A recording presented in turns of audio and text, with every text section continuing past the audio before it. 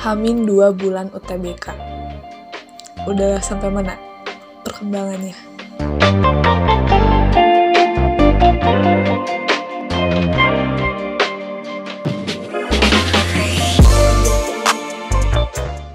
Udah lama banget gak buat video untuk persiapan UTBK. Halo, apa kabar semuanya? Sudah sampai mana? Udah mulai ingin stop belajar? Atau ini belajar aku udah bener belum ya? This video may be for you, karena hari ini aku bakal bahas tentang cara aku belajar untuk UTBK yang ngebuat aku sekarang kuliah di PTN Impian. Disclaimer, tips ini mungkin gak akan berlaku untuk semua orang karena tiap orang beda cara, jadi take it with a grain of salt, jangan ditelan mentah-mentah. Kalian tonton juga video-video kreator lain yang mungkin tipsnya berbeda sama aku, jadi bisa kalian perpadankan gitu ya. Find what works for you. Dalam hal nulis catatan untuk belajar, efektivitas lebih penting dari estetika. Gak harus super aesthetically pleasing, pakai highlighter macam-macam atau spidol macam-macam. Karena pertama, kalau kamu memfokuskan nyatet just for the aesthetic of the notes, it will take time. Sekarang hamin 2 bulan dan udah gak ada waktu lagi hanya untuk nyatet biar aesthetically pleasing. Tapi bisa nggak sih kita memadukan efektivitas dan estetis dalam suatu catatan? Bisa banget. Asalkan ya jangan habiskan waktu banyak di bagian estetisnya, tapi fokus ke isi dari catatan itu sendiri. Tapi kalau misalkan kamu visual learner, emang hobi nyatet yang warna-warni dan biar pas kalian nge-review catatannya gak bosen, ya boleh-boleh aja. Nah, untuk teknik menulis catatan yang baik itu, aku belum menemukan sebenarnya. Aku belum menemukan cara yang paling nyaman untuk aku menulis catatan. But personally, waktu aku ikut UTBK kemarin, cara aku mencatat itu adalah terus aku tulis kayak bener-bener nulis sambung gak jelas kayak tulisan dokter ceker ayam gitu. Terus bakal aku revise, jadi aku revisi catatannya ke versi yang lebih lengkap dan yang lebih rapi juga tentunya.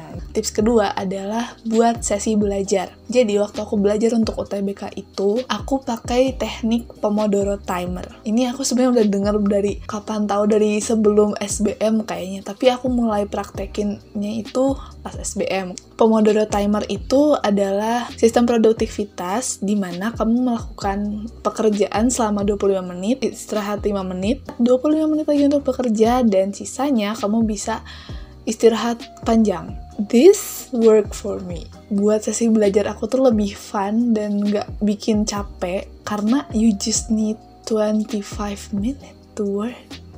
And then when it's done, it's done.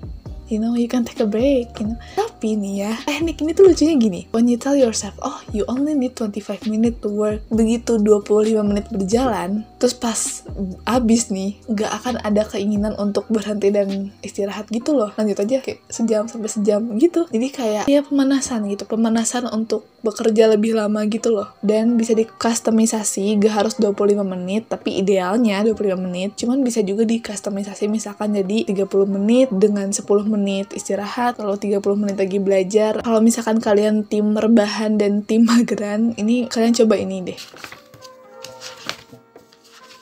Nah, metode belajar apa sih yang paling efektif untuk belajar untuk UTBK? Ini sebenarnya nggak hanya untuk UTBK, but study in general. For me, yang bekerja untuk aku adalah spaced repetition. This is the most effective way to learn, way to study.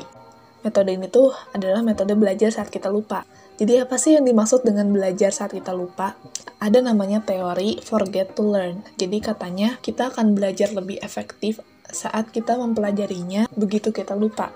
Kita simplifikasi aja konsepnya. Kita analogikan otak kita saat sebelum belajar itu adalah sebuah gelas kosong. Saat kita belajar hari pertama, kita belajar gelasnya tuh penuh. Lama-kelamaan, kita akan melupakan. Tapi seenggaknya kita masih ingat beberapa. Masih panas lah gitu, masih hangat banget di otak materinya. Nah, gelasnya penuh nih. Di hari kedua, gelasnya masih agak penuh. Di hari yang sama, kita mau ngisi ulang gelas tadi yang udah penuh tadi dengan materi yang sama, dengan air yang sama. Gak akan bisa kan? Jelas gak akan bisa, karena gelasnya udah penuh sama air. Gimana caranya kita bisa ngisi ulang gelas yang udah ada airnya dan penuh pula? Metode ini tuh mengharuskan kita mempelajari materi yang sama, tapi dijeda 1 hari atau 2 hari. Alasannya adalah biar otak kita kosong dulu nih. Otak kita lupa dulu sama materi materi yang tadi baru kita kasih, baru kita isi ulang. Aku kasih contoh ya. Misalkan di hari Senin aku belajar materi prasejarah. Besoknya aku nggak akan belajar materi prasejarah, karena kemarin aku udah belajar materi prasejarah dan aku masih ingat. Jadi di hari Selasa aku akan belajar materi kerajaan Islam instead of belajar materi prasejarah. Barulah di hari Rabu aku akan mengulangi materi prasejarah yang hari Senin aku pelajari, dan di hari Kamis aku akan belajar materi kerajaan Islam, dan begitu seterusnya. Jadi dijeda 1-2 hari. Ini efektif banget. Kalau kata Benedict Carey di bukunya How We Learn, dia udah menjabarkan atau kayak ini nih template-nya nih gitu, kayak cara ngitungnya. Minggu depan misalkan kita ulangan nih. Jarak dari hari pertama kamu belajar itu sekitar 1-2 hari. Kalau misalkan tesnya masih hamin 1 bulan, berarti pengulangan materinya sekitar 1 minggu. Ini benar-benar definisi work smarter, not harder. Sering gak sih kalian lagi belajar, tiba-tiba kepikiran hal di luar belajar? Misalkan nih, lagi asik belajar, tiba-tiba kalian keinget kalau kalian belum ngasih makan kucing kalian. What you gonna do? Are you going to get out from your study zone and feed your cat? And then play your cat instead of studying? That's me, literally me. Gimana sih caranya menghadapi pikiran-pikiran yang mendistraksi kita dari belajar tanpa kita harus mengikuti arahan distraksi itu? Caranya adalah tulis aja dulu. Aku pernah dengar dari satu video produktivitas gitu.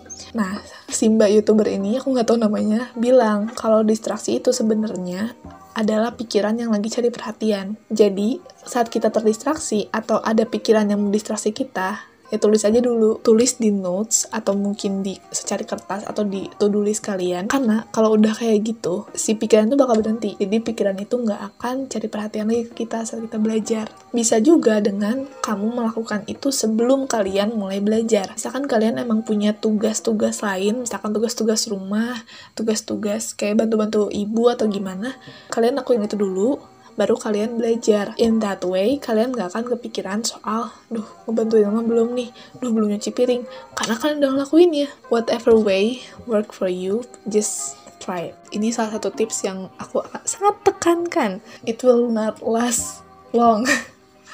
Believe me, waktu aku belajar UTBK, if I don't have that kind of routine before I go study, I will go crazy.